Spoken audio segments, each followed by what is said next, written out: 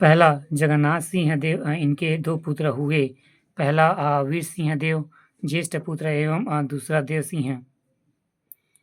चौथा वीर सिंह देव संवतः वीर सिंह देव के समय कलचुरी वंश रायपुर एवं रतनपुर के कलचुरी में विभक्त हो गया, अर्थात रतनपुर के कलचुरी से एक नवीन शाखा रायपुर कलचुरी शाखा की स्थापना हुई। पहला कमल देव, छठवां शंकर साय, सातवां मोहन साय, आठवां दादू राम, नौवां पुरुषोत्तम साय। इनके बाद बहार साय महेंद्र साय ने रतनपुर कलचुरियों की सत्ता को संचालित किया। नोट: 1140 से 1141 ई के मध्य रतनपुर में महमूद खिलजी ने आक्रमण किया।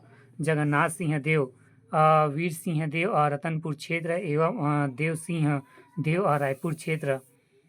बारहेंद्र साय शासनकाल 1495 से 1544 ई, राजधानी कोसंगा कोसई गई कोरबा। इनके शासनकाल के दौरान आक्रांताओं और शत्रुओं की लूटपाट बहुत बढ़ गई। इस कारण रतनपुर के स्थान पर छुरी कोसईगढ़ क्षेत्र में समस्त राजकोष ले गया और वहीं में शासन करने लगा। अर्थात इन कारणों से महेंद्र साय ने रतनपुर के स्थान पर छुरी कोसईगढ़ की राजधानी बनाया और कोषागार की स्थापना की।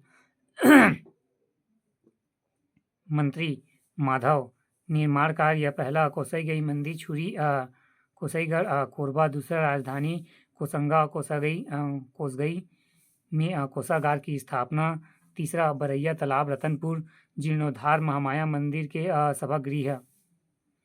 जानकारी: पहला रतनपुर अभिलेख रतनपुर से प्राप्त अभिलेख से ज्ञात होता है कि 1495 ई में महेंद्र साय ने महामाया मंदिर के सभागृह का जीर्णोद्धार करवाया था। साथ ही रतनपुर का प्रसिद्ध बरैया तालाब भी खुदवाया था। दूसरा कोसगई अभिलेख: महेंद्र साय के कोसगई से दो अभिलेख प्राप्त हुए हैं। इस अभिलेख में निम्नलिखित कलचुरी शासकों का उल्लेख किया गया है। पहला सिघन, दूसरा रणधीर, तीसरा मदन ब्रह्म, चौथा रामचंद्र, पांचवा रत्नसेन प्रधान, सोना खान जमींदार। इनके अपने शासन काल के दौरान सैन्य सहयोग के बदले बिसई ठाकुर बिजवार को सोना खान क्षेत्र में जमींदारी स्थापित कर सौंप दिया। दूसरा कोसईगई किला: महेंद्र साय ने कोसईगई किले का अधिपति घम्मट देव को नियुक्त कर वह किला उसे प्रदान कर दिया था। तेरा कल्याण साय शासनकाल 1544 से 1581 ई तक। निर्माण कार्य: पहला जगन्नाथ स्वामी मंदिर रतनपुर के गज किला में।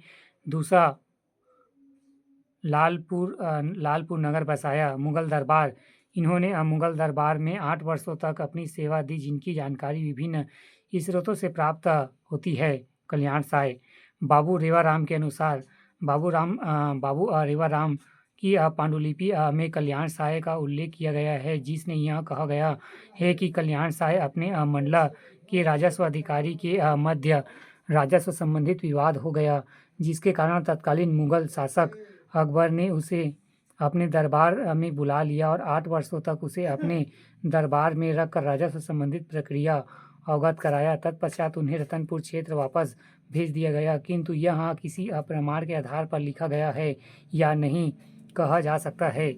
दूसरा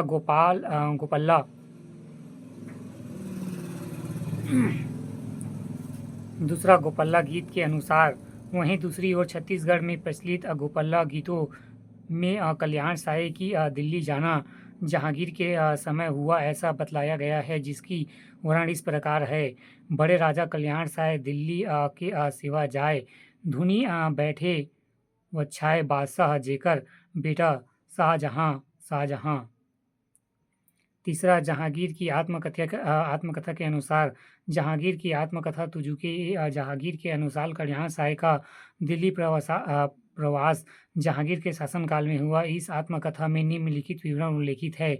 शनिवार तारीख 25 खुदराह में मेरा पुत्र परवेज़ इलाहाबाद से आया है और मेरे सामने दंडवत करके 2000 मोहरे और 2000 रुपए नजराना पेश किया। एक हीरा भेंट किया। वह रतनपुर के राजा कल्याण साय को लेकर मेरे पास आया था। जहांगीर के शासनकाल के